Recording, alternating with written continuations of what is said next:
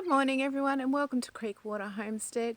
I've been away visiting family for about a week and I've just come back and I've had a quick look in the veggie garden. Things have gotten a little bit wild and woolly up there, so I've got a fair bit of harvesting to do. So come along and join me.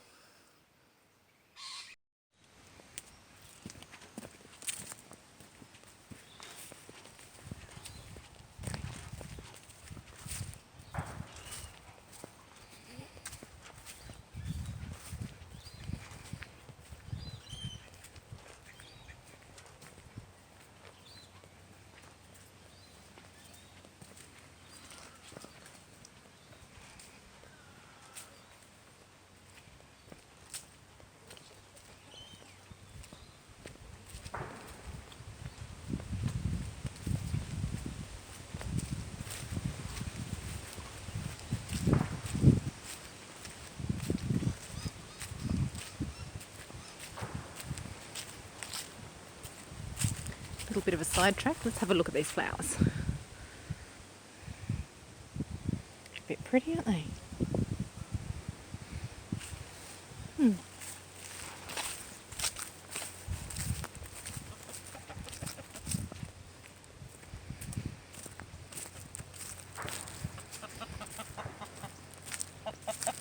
Hello chook chooks. Let's have a quick look in the nest, see if there's anything in there.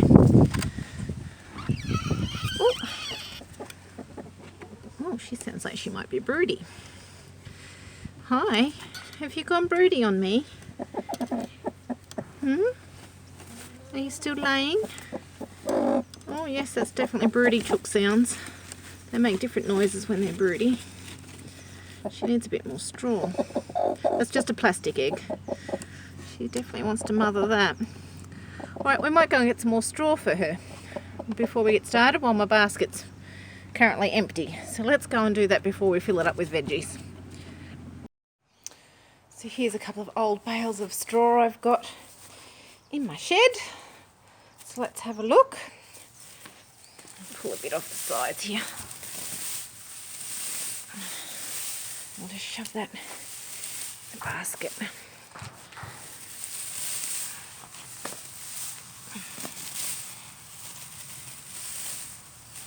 It sort of peels off the outside of these hay rolls. I think that's more than enough. It's probably a little bit of overkill. Alright, let's take that back to the chooks and we'll give her a nice new soft nest, and if she's determined to be broody for more than a day or two, I'll put some eggs under her, but I'll wait a day or two to make sure that's exactly what's going on with that hen before I entrust her with some eggs. Right.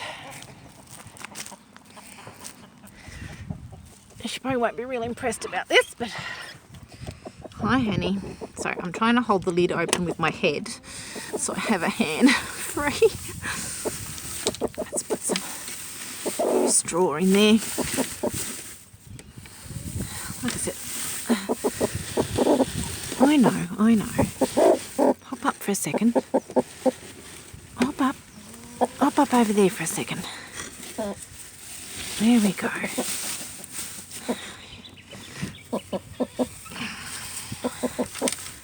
Here we go. Let's get your egg. Yeah, no, I've buried you in straw, haven't I? Hey? There you go. See, you can hop back on it now. Is that better?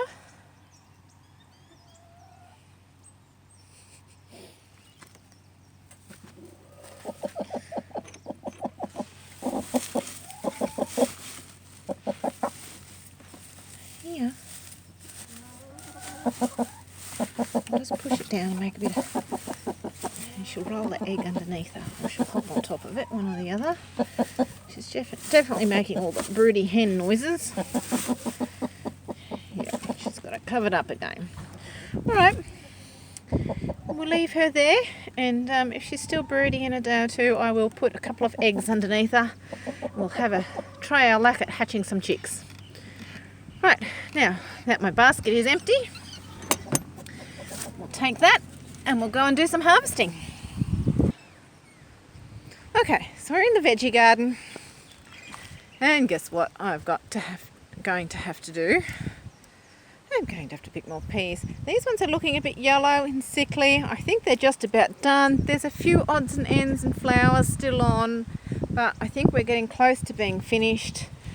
So it won't be long, and I think I'm going to pull a lot of the peas out and try planting something else in its place. My beans are looking nice. It was a bit patchy in the germination, but I have put more seed in the little gaps. But this is our second cauliflower, and it's enormous. Like, I'm really surprised. Look at the size of it. Like, I don't know if I can get... That's really decently sized. I'm very, very impressed with that. So I'll pick that and put that in our basket. And I think we're going to have a roast dinner tonight. We might do some roast cauliflower to go with it. So hold on a second. I'll set my phone up, my camera up, to show you the harvest.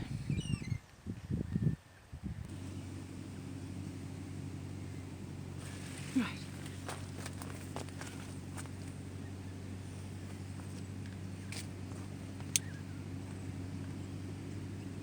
So I'm going to chop the whole plant off, and I will give the leaves and the rest of the plant to the chickens. They'll enjoy a bit of a treat too.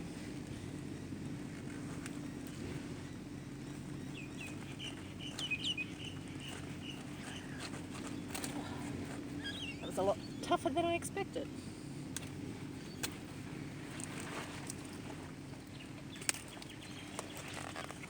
Sit that down, get the dirt off that. So I'll just cut that head out of there.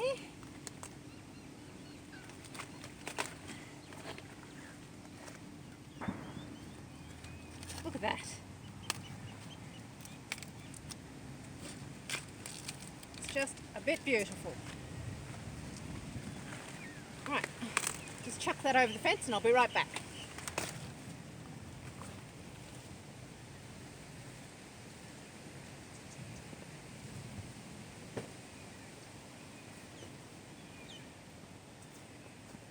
Put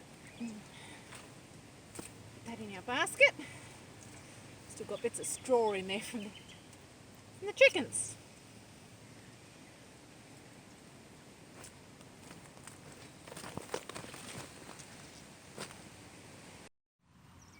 Just thought I'd show you this fennel bulb. I'm just going to harvest it. Just pull a couple of the weeds out while I'm here. But it's a decent sized fennel bulb. Let's see if I can get it out without having to use the knife. Ugh. Oh, it's coming. Wait, I nearly fell over. Shake some of that dirt off. Oh, there we go. So I'll just trim off some of the outer leaves. Where to put my knife? Oh, good, trusty knife. We'll just trim up these tops a bit. Oh, I'm trying to do this one-handed. The chooks can get the tops as well. Sometimes I use them in some of the preserving that I do, if I do some pickled eggs or something along those lines.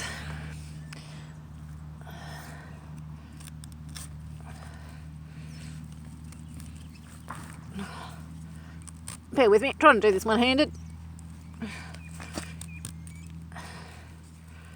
There we go.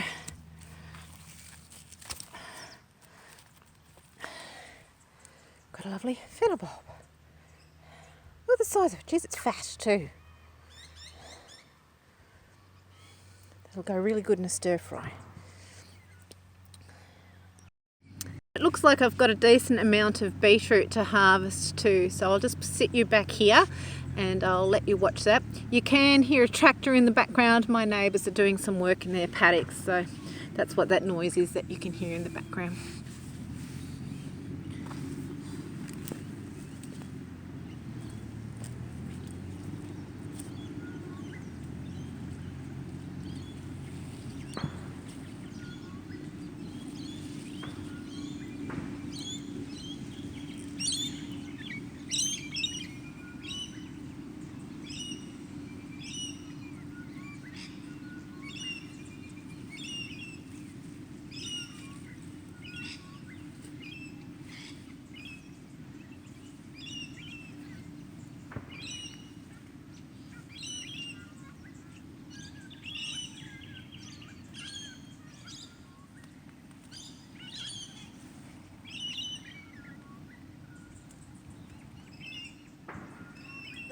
buds are all tangled together.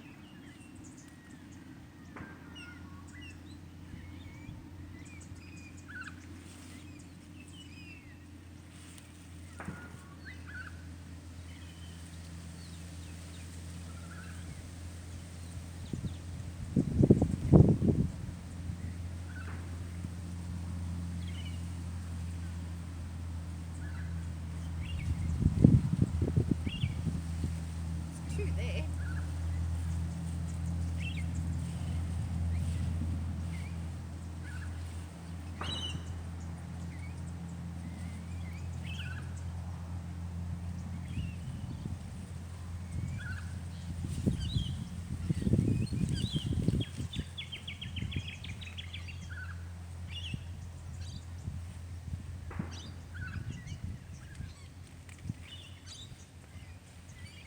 Oh wow, that's a decent sized one.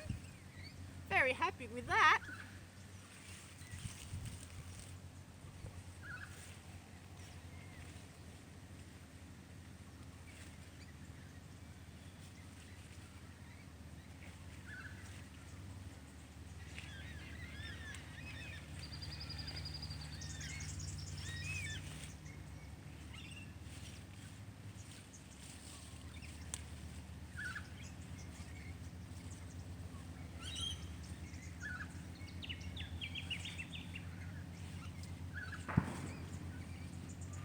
I think the others could stay there a little bit longer.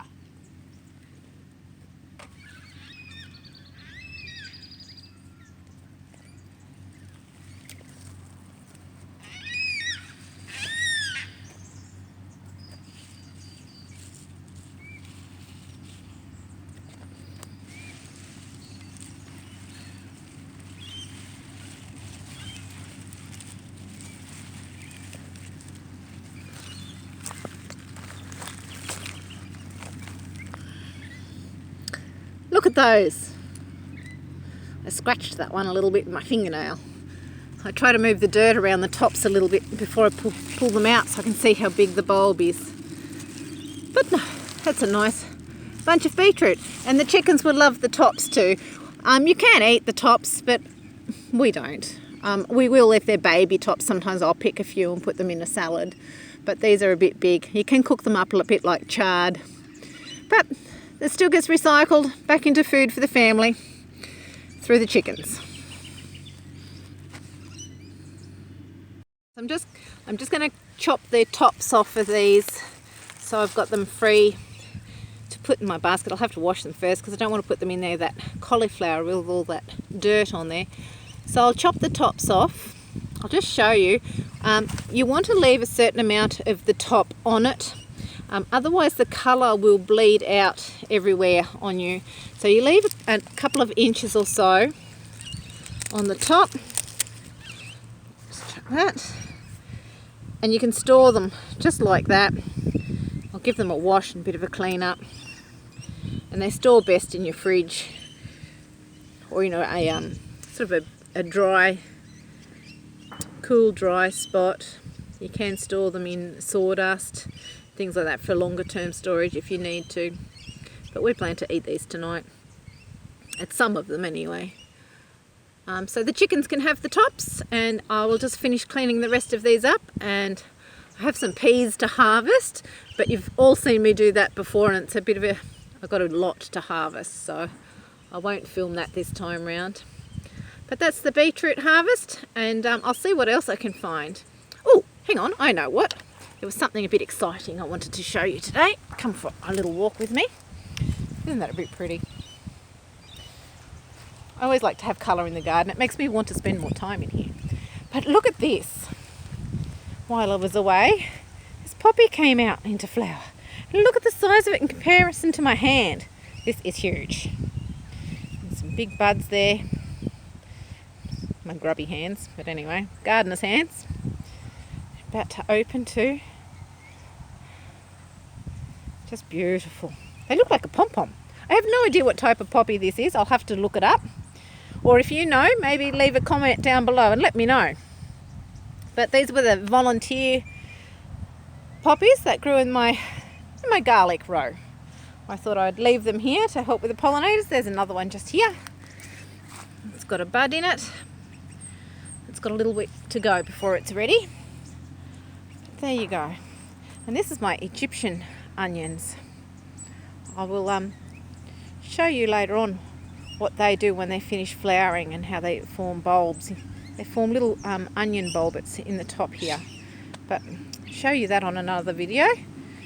But that's how it starts, just like a normal onion flower. And they're quite pretty. It's a decent size, like that's up, almost up to my chest. That's a good height. And then there's a beautiful poppy. Alright, I'm going to get to harvesting these peas. We'll catch you back later. Thanks for watching.